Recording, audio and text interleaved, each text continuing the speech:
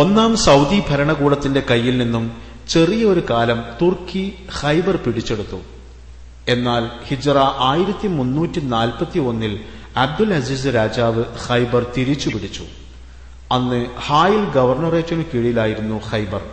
പിന്നീട് ഹിജ്റ 1391 ഭരണപരമായ സൗകര്യങ്ങൾ കണക്കിലെടുത്ത് ഖൈബറിനെ മദീന ഗവർണറേറ്റിന് കീഴിലായിരുന്നു.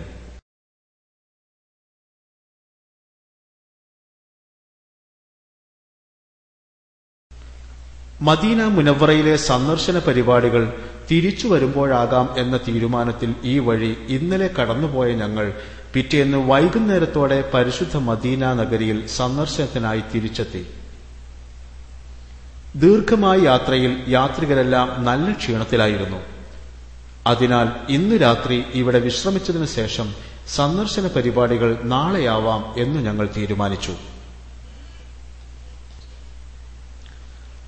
പിറ്റേന്ന് മദീനയിലെ പ്രദേശങ്ങളായ മസ്ജിദ് ഖുബ, മസ്ജിദ് ഖിബ്ലത്തൈൻ, ഖന്തക് യുദ്ധം നടന്ന പ്രദേശം, ഉഹുദ് താഴ്വര എന്നിവിടങ്ങളിൽ ഞങ്ങൾ സന്ദർശനം നടത്തുകയുണ്ടായി. മദീനയിലെത്തിയ നബി തിരുമേനി ആദ്യമായി പണികഴിപ്പിച്ച പള്ളിയാണ് മസ്ജിദ് ഖുബ. മസ്ജിദ് നബവിയിൽ നിന്നും ഏകദേശം 5 കിലോമീറ്റർ തെക്കു പടിഞ്ഞാറായി സ്ഥിതി ചെയ്യുന്ന ഈ പള്ളി നിൽക്കുന്ന സ്ഥലത്താണ് മക്കയിൽ നിന്നും പലായനം ചെയ്ത് നബി തിരുമേനി ആദ്യമായി മദീനയിലെത്തി കാലുകുത്തിയത് എന്നാണ് ചരിത്രം. തിങ്കളാഴ്ച മദീനയിലെത്തിയ നബി തിരുമേനി വ്യാഴാഴ്ച തന്നെ ഈ പള്ളിയുടെ നിർമ്മാണം ആരംഭിച്ചു എന്ന് ചരിത്രങ്ങൾ പറയുന്നു. നബി തിരുമേനി തന്നെയായിരുന്നു നിർമ്മാണത്തിന് നേതൃത്വം നൽകിയിരുന്നത്. പിൽക്കാലത്തെ ചില ആഭ്യന്തര പ്രശ്നങ്ങൾക്ക് ഈ പള്ളി വേദിയാവേണ്ട സാഹചര്യം വരെയുണ്ടായി.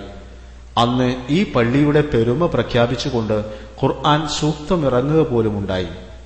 അത്തൗബ അധ്യായത്തിലെ 107, 108 സൂക്തങ്ങളിൽ ഇക്കാര്യം പരാമർശിക്കുന്നുണ്ട്.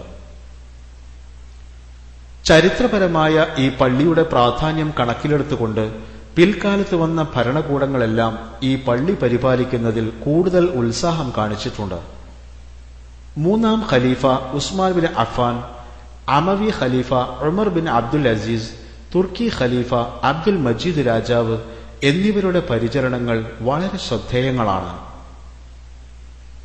ഇപ്പോൾ കാണുന്ന വികാസത്തിന്റെ ശില്പി സൗദി രാജാവായിരുന്ന ഫഹദ് ബിൻ അബ്ദുൽ അസീസ് രാജാവാണ്. ഹിജ്റ 1405 അദ്ദേഹം നടത്തിയ വികസനങ്ങളാണ് ചരിത്രത്തിലെ ഏറ്റവും വലുത്. നബി തിരുമേനിക്ക് ഈ പള്ളിയുമായി അഭേദ്യമായ ഒരു മാനസിക ബന്ധം തന്നെ ഉണ്ടായിരുന്നു. അവർ എല്ലാ ശനിയാഴ്ചകളിലും ഈ പള്ളി സന്ദർശിക്കുമായിരുന്നു എന്ന് പ്രമുഖ സ്വഹാബിമാരായ ഇബ്നു ഉമർ, ഉസൈദ് ബിൻ ഹുദൈർ റളിയല്ലാഹു അൻഹുമ എന്നിവർ പറഞ്ഞതായി ബുഖാരിയും മുസ്ലിമും പറയുന്നുണ്ട്.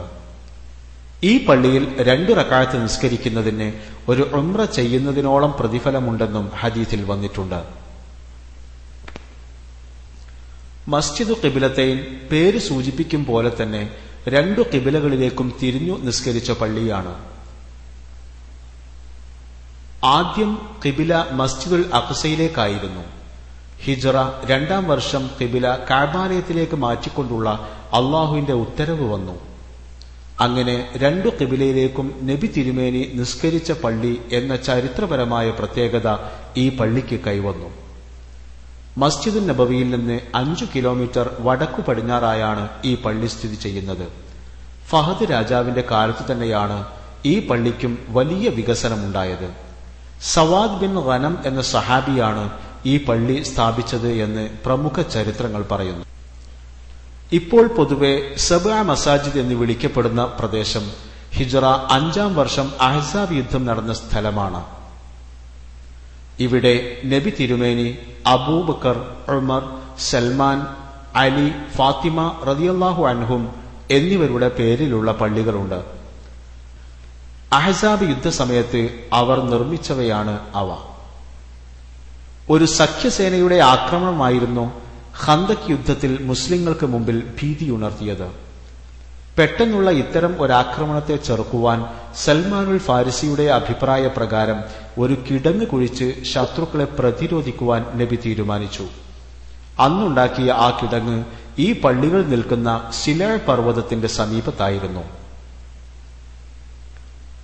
പുതിയ പ്രതിരോധ തന്ത്രത്തിന് മുമ്പിൽ ജാള്യരായി നിൽക്കേണ്ടി വന്ന മുശ്രിക്കുകൾ ഈ കിടങ്ങ് മറികടക്കുവാനും യുദ്ധം വിജയിക്കുവാനുമെല്ലാം കഠിനമായ ശ്രമങ്ങൾ നടത്തി നോക്കി. ഈ ശ്രമങ്ങളിൽ ദിവസങ്ങൾ കടന്നുപോയി. ഒരു തീരുമാനവുമാവാതെ അനന്തമായി യുദ്ധം നീളുന്നത് മുസ്ലിങ്ങളെയും വിഷമിപ്പിച്ചു. അതിനാൽ അള്ളാഹുവിന്റെ പ്രത്യേക സഹായത്തിനായി നബി തിരുമേനി പ്രത്യേക പ്രാർത്ഥന നടത്തിയതും അതിന് മറുപടി ലഭിച്ചതും ഇവിടെ ഇപ്പോഴുള്ള മസ്ജിദുൽ ഫതഹിൽ വെച്ചായിരുന്നു. തൊട്ടടുത്തായി തന്നെയാണ് മറ്റു ചെറിയ പള്ളികളും നിലകൊള്ളുന്നത്. ഇതിൽ ഫാത്തിമ ബീവിയുടെ പള്ളിക്ക് മസ്ജിദു സഅദ് എന്നും പേരുണ്ട്. ചില ചരിത്രങ്ങളിൽ അങ്ങനെയാണ് ഈ പള്ളി അറിയപ്പെടുന്നത്. ഇസ്ലാമിക സമൂഹത്തിന്റെ ചരിത്ര ഭൂമികയിൽ നിൽക്കുന്ന ഒരു വികാരമാണ് ഇവിടെയെത്തുമ്പോൾ ഓരോ സഞ്ചാരികൾക്കുമുണ്ടാകുന്നത്. ഉഹദ് താഴ്വര ഹിജ്റ 3-ാം വർഷം ഉഹദ് യുദ്ധം നടന്ന സ്ഥലമാണ്. ഇസ്ലാമിക യുദ്ധ ചരിത്രങ്ങളിലെ ഏറ്റവും വികാരോജ്വലമായ ചരിത്രമാണ് ഉഹദ് യുദ്ധത്തിന്റേത്. ബദർ യുദ്ധത്തിലെ കടുത്ത പരാജയത്തിന്റെ പ്രതികാരവുമായി മക്കായിലെ ഏറ്റവും വലിയ കുതിര പടയാളിയായിരുന്ന ഖാലിദ് ബിൻ വലീദിന്റെ നേതൃത്വത്തിൽ വന്ന മുശ്രിക്കുകൾക്ക് പക്ഷേ തങ്ങളുടെ നീക്കങ്ങൾ വിജയിപ്പിക്കുവാനായില്ല. ജബലുർ റുമാത്ത് എന്ന കുന്നിൽ നബി തിരുമേനി നിർത്തിയിരുന്ന അമ്പെയ്ത്തുകാരായ സമർത്ഥരായ സഹാബിമാരുടെ ഇടപെടലായിരുന്നു അതിനു പ്രധാന കാരണം. പക്ഷേ യുദ്ധം കഴിഞ്ഞു എന്ന ധാരണയിൽ അവിടെ നിന്നിറങ്ങിയ സഹാബി സൈനികരുടെ ഒരു ചെറിയ വീഴ്ചയാണ് യുദ്ധഗതി ഒരു നിമിഷം പ്രതികൂലമാക്കിയത്. ഇതേ കുന്നിൻ മുകളിൽ ആധിപത്യമുറപ്പിച്ച ശത്രുക്കൾ ശക്തമായ ആക്രമണം അഴിച്ചുവിട്ടതോടെ യുദ്ധഗതി തന്നെ മാറി. വീണ്ടും യുദ്ധഗതി തങ്ങൾക്ക് അനുകൂലമായി മാറ്റുവാൻ മുസ്ലിങ്ങൾക്ക് അധികം വൈകാതെ തന്നെ കഴിഞ്ഞുവെങ്കിലും അപ്പോഴേക്കും കനത്ത നഷ്ടങ്ങൾ സംഭവിച്ചു കഴിഞ്ഞിരുന്നു. നബി തിരുമേനിക്ക് തന്റെ മുൻപല്ല് പൊട്ടുകയും നിരവധി സഹാബിമാർ രക്തസാക്ഷികളാകുകയും ചെയ്തതെല്ലാം അവയിൽപ്പെട്ടതാണ്.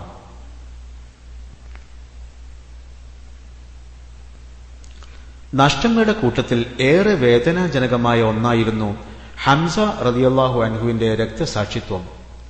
നബി തിരുമേനിയുടെ ഈ പിതൃവ്യനായിരുന്നു ഇസ്ലാമിക സമൂഹത്തെ അക്കാലത്ത് നയിച്ചിരുന്നത്. ബദർ, ഉഹദ് തുടങ്ങിയ യുദ്ധങ്ങളുടെ വിജയശില്പിയും അദ്ദേഹമായിരുന്നു. നേർക്കുനേർ ആർക്കും വീഴ്ത്തുവാൻ കഴിയാത്ത അത്യപൂർവ ശക്തിയുടെ ഉടമയായിരുന്നു Hamza bin Abdul Muttalib. Wahshi bin Harb എന്ന അടിമ ചതിയിൽ ചാട്ടുളിയെറിഞ്ഞ് അദ്ദേഹത്തെ കൊല്ലുകയായിരുന്നു. മക്കായിലെ പ്രമുഖനായിരുന്ന ഉത്ബായുടെ മകൾ ഹിന്ദിനു വേണ്ടിയായിരുന്നു വഹ്ശി ഈ കൃത്യം നിർവഹിച്ചത്. ബദർ യുദ്ധത്തിൽ ഉത്ബയെയും മകൻ ഷൈബയെയും വധിച്ചതിലുള്ള പ്രതികാരമായിരുന്നു ഇതിനുള്ള പ്രചോദനം. ഹംസ റളിയല്ലാഹു അൻഹു ഉൾപ്പെടെയുള്ളവരുടെ വിലപ്പെട്ട ജീവനുകൾ നഷ്ടപ്പെട്ടതിന്റെ ഓർമ്മകൾ ഈ താഴ്വരയിലെത്തുമ്പോൾ ആരെയും വേദനിപ്പിക്കും. ഉഹദ് പർവ്വതത്തിന്റെയും റുമാത്ത് കുന്നിന്റെയും താഴ്വരയിൽ കാലത്തിന്റെ സാക്ഷികളായി അവർ അന്തിയുറങ്ങുന്നു. ഈ സന്ദർശനത്തിനിടെ മദീനയിലെ അൽ ബക്കിയ ശ്മശാനത്തിലും ഞങ്ങളെത്തി. സ്വഹാബിമാരടക്കം പ്രമുഖർ അന്തിയുറങ്ങുന്ന സ്ഥലമാണിത്. നബി തിരുമേനിയുടെ ഭാര്യമാർ, മക്കൾ, പ്രമുഖ പണ്ഡിതന്മാർ തുടങ്ങിയവരുടെയും മഖബറകൾക്ക് മുമ്പിൽ ഞങ്ങൾ സലാം നേർന്നും ദുആ ചെയ്തും മഖബറയിലൂടെ നടന്നു. മദീനയിലെ സന്ദർശനങ്ങളിൽ ഏറ്റവും പ്രധാനം നബി തിരുമേനിയുടെ പള്ളിയും പരിശുദ്ധ റൗദായും ഖബറും സന്ദർശിക്കുന്നത് തന്നെയാണ്. സന്ദർശിക്കുവാൻ മതപരമായ കൽപ്പന കൂടെ ഇതിനുണ്ട്. അതിനാൽ ഞങ്ങൾ തിരിക്കും മുമ്പ് വീണ്ടും നബിയുടെയും തൊട്ടരികത്തായി അന്തിയുറങ്ങുന്ന രണ്ട് കൂട്ടുകാരായ അബൂബക്കർ, ഉമർ റളിയല്ലാഹു അൻഹുമ എന്നിവരുടെയും മുമ്പിലെത്തി. സഫലമായ ഒരു യാത്ര ജീവിതത്തിന്റെ നാൾവഴി പുസ്തകത്തിൽ കുറിച്ചിടുവാൻ ലഭിച്ച ഈ അസുലഭ അവസരത്തിന് അള്ളാഹുവിന് സ്തുതി അർപ്പിച്ച് ഞങ്ങൾ ഭവ്യതയോടെ നബിയുടെ സന്നിധാനത്തിൽ നിന്ന് നമ്രശിരസ്കരായി പറഞ്ഞു: അസ്സലാത്തു വസ്സലാമു അലൈക യാ റസൂലല്ലാഹ്, അസ്സലാത്തു വസ്സലാമു അലൈക്കുമാ യാ വആഖിറു ദഅവാനാ അൽഹംദുലില്ലാഹി റബ്ബിൽ ആലമീൻ. അസ്സലാമു അലൈക്കും വറഹ്മത്തുള്ളാഹി തആല വബറകാതുഹു. ദീനി ദഅവത്തിലേക്ക് ഒരു ശരിയായ ചുവട്.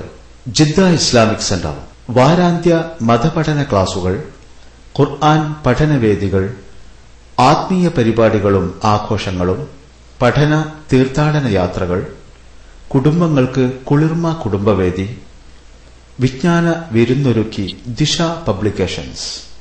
Jeddah Islamic centre, Baghdadia, Jeddah 64303116.